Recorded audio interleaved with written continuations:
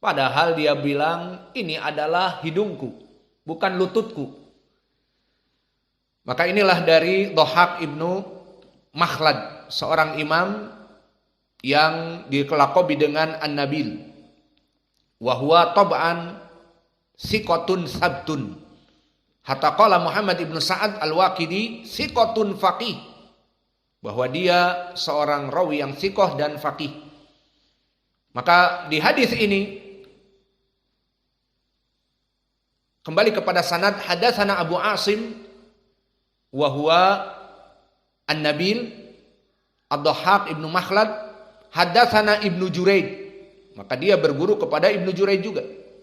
Dan Ibnu Juraid Abdul Malik ibn Abdul Aziz mudallis.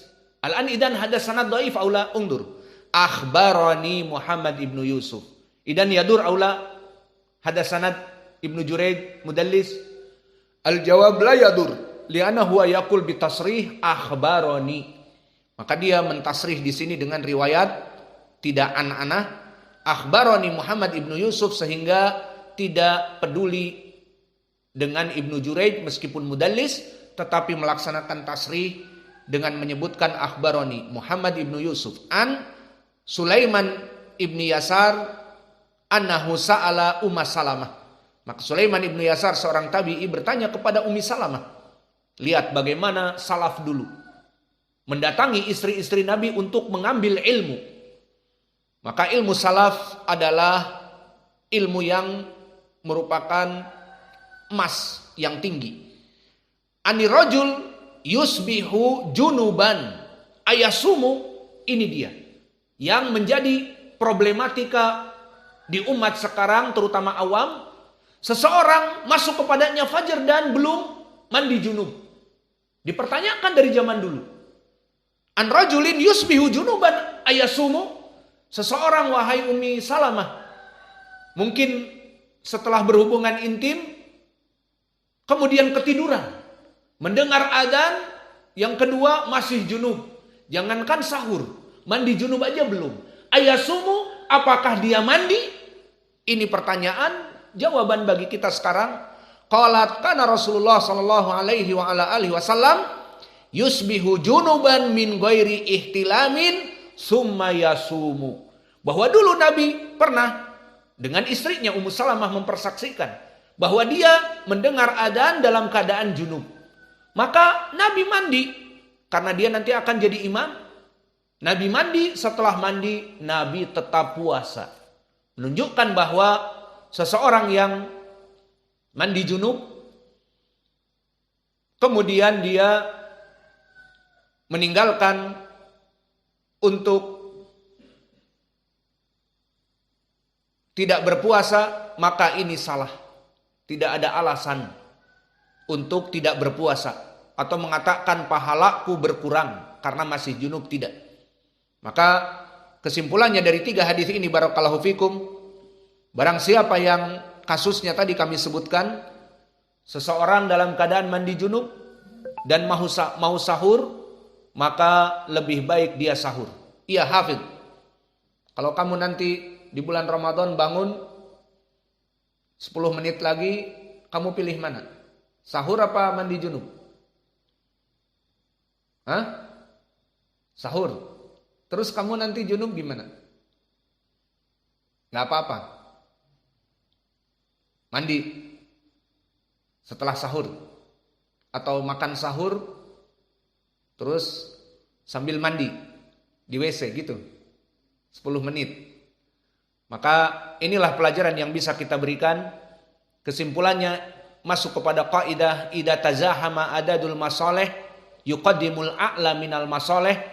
Jika dalam suatu waktu yang dia itu terkumpul 2 amalan, maka di kaidah disebutkan dahulukan amalan yang lebih penting, lebih baik, lebih kuat hukumnya daripada yang lebih rendah.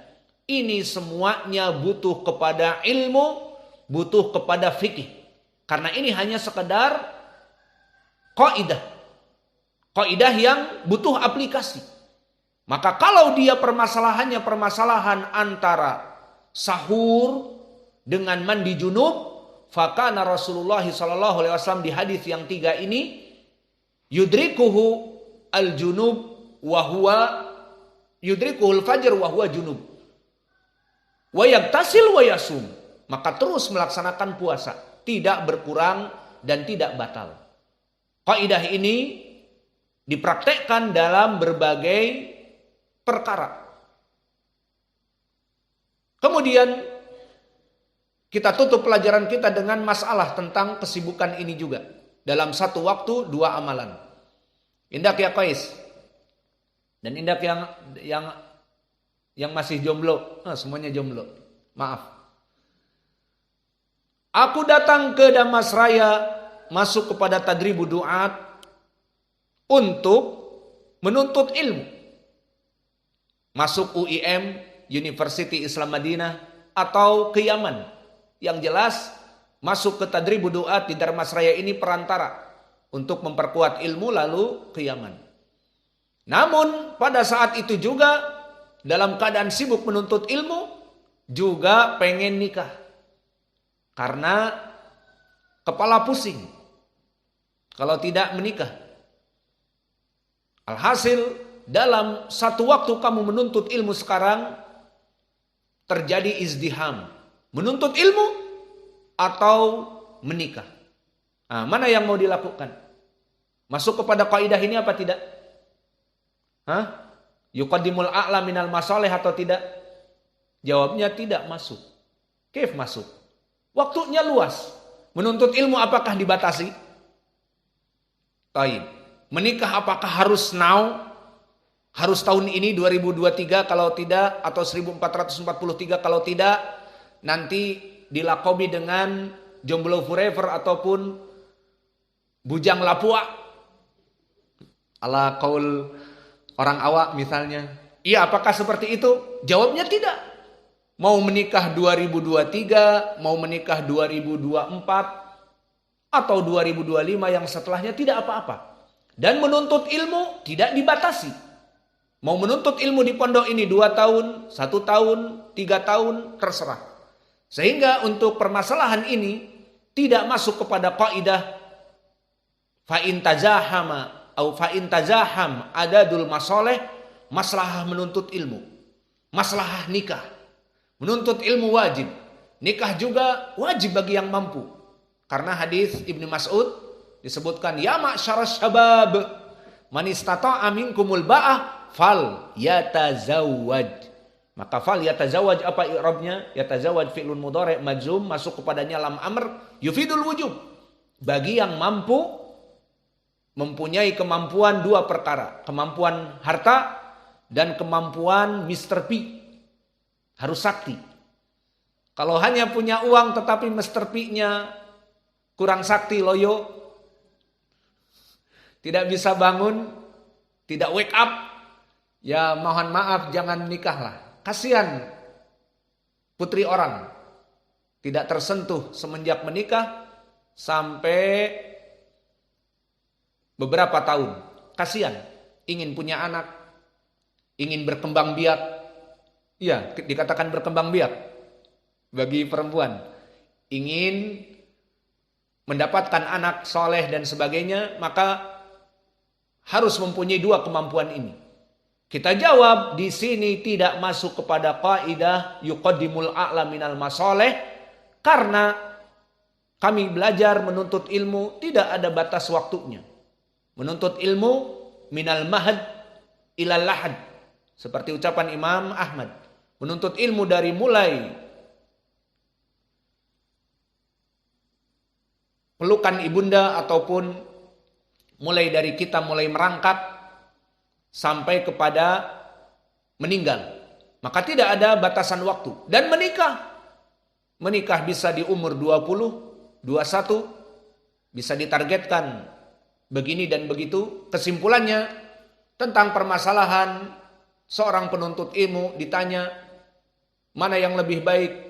Apakah aku menikah ataupun aku menuntut ilmu? Jawabnya, jika bisa dijamak di antara keduanya dan ini baik untuk agama, untuk ilmu dan menjaga dirinya ta'affuf, maka laksanakanlah jama'. Menikah dan terus malah menuntut ilmu. Contohnya, seperti pembicara dulu di Yaman. Bahwa ibu kami di saat kami mau ke Yaman, awas jangan cepat pulang.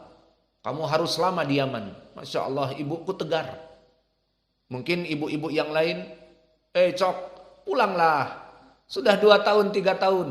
Nih mak nih rindu sama Ucok. Si Butet juga, kakak kau rindu sama kau. Nah itu bikin perasaan, menuntut ilmu. Akhirnya setelah hari Id dia nelpon ke ibunya, dibilang seperti itu. Ya sudahlah mak, sabar. Ucok datang tahun ketiga. Akhirnya belum lulus S1, belum dapat LC, pulang misalnya. Atau di Yaman, baru 2 tahun, 3 tahun pulang, akhirnya ilmunya kurang. Maka di sini, kau tidak boleh pulang, paling minimal 5 tahun. Kemudian setelah 5 tahun, dia berpikir misalnya, kalau aku menikah, maka lebih leluasa lagi menuntut ilmu. Maka akhirnya dia memilih untuk menikah. Dan setelah menikah, Syekh Mukbil memberikan rumah, memberikan beras, nasi, minyak, tepung, dan uang. Yang rata-rata sekitar $30. Ya sudah, mendingan menikah. Akhirnya menikah. Membuat dia belajar lebih panjang dan lama. Karena ada sparring partner. Kalau tidak ada sparring partner, dia hanya menuntut ilmu dan pusing. Karena tidak ada sparring partner, tidak ada penyaluran. Namun di saat dia mempunyai sparring partner, maka akhirnya pusing kepalanya hilang dan lebih semangat menuntut ilmu, akhirnya mentahqiq hadis, akhirnya menjadi imam di masjid dan berdakwah dan sebagainya. Dan Syekh Mukbil memberikan kelebihan tadi. Dan orang ini bersyukur kepada Allah dan Allah berfirman, la in syakartum la azidannakum wa la in kafartum inna adabi lasyadid. Maka tahun pertama dia bersyukur, akhirnya tahun kedua mendapat yang kedua. Karena bersyukur. La in syakartum la azidannakum. Maka inilah dari permasalahan adadul masoleh, maka dilihat jika dia bisa untuk menjamak, maka menjamak.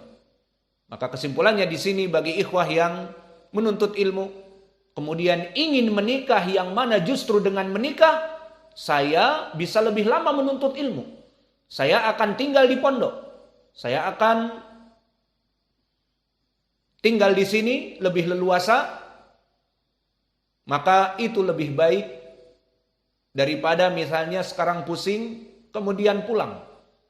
Dan pulang menikah di rumah dan sebagainya. Alhasil mana yang lebih baik? Bisa digabung antara menuntut ilmu dengan menikah, maka laksanakan. Dan alhamdulillah permasalahan menikah dan menuntut ilmu tidak ada dari zaman salaf contradiction. Pilih menuntut ilmu atau menikah.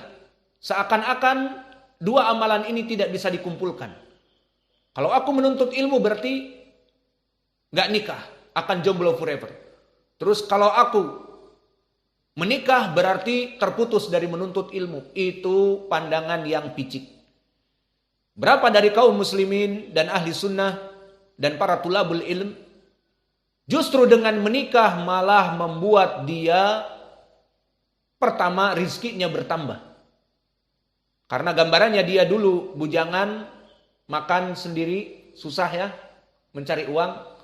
Kemudian datang istri, jadi 2. Istrinya tanggung jawab dia. Tapi kok tetap bisa makan, istrinya kenyang, dia kenyang. Kemudian setelah 1 tahun punya baby, beli pampers. Babynya kenyang dengan susu SGM 0 to 6, 0 ke 6 bulan. 1 kotaknya 50.000. Kok bisa ya beli susu? Padahal dulu waktu bujangan jangankan beli susu, jangankan beli pampers untuk anaknya. untuk sendiri susah. Maka ini bagaimana ada tanggungan istri dan anak? Maka Allah berfirman, iyakunu fuqara'a yughnihimullahu min fadlih. Jika seandainya kalian miskin dan papa dalam keadaan bujangan, maka menikahlah. Allah akan menjadikan kaya raya. Maka nikahlah banyak istri juga akan membuat kalian kaya raya, jaya raya. Maka kesimpulannya, pertanyaan tadi yang kami berikan tidak ada contradiction. Menuntut ilmu dengan menikah.